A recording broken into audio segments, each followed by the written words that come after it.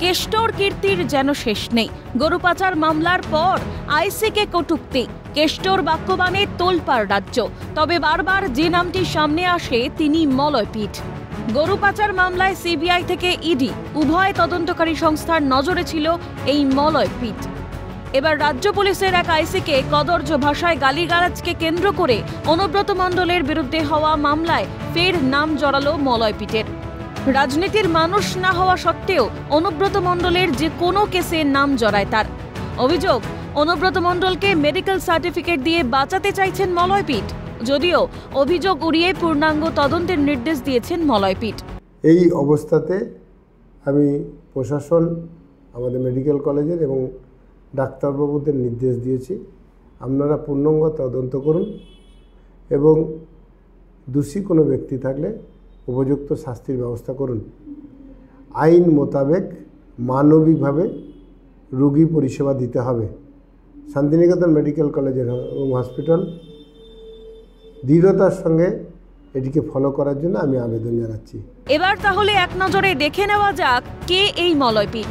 বীরভূম ছাড়াও রাজ্যের বিভিন্ন জায়গায় রয়েছে একাধিক শিক্ষা প্রতিষ্ঠান।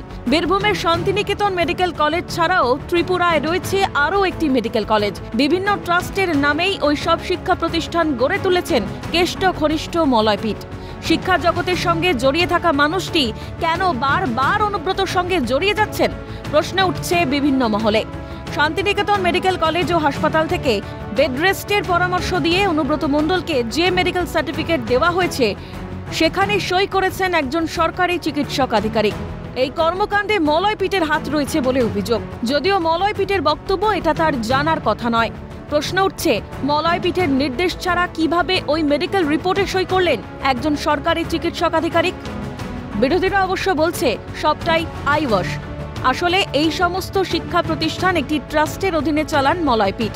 সেই ট্রাস্টে বারবার অনুমোদন দিতেও দেখা গেছে অনুব্রত মণ্ডলকে। গরু পাচার মামলার তদন্তে সেই তথ্য হাতে পায় কেন্দ্রীয় তদন্তকারী সংস্থা সিবিআই ও ইডি।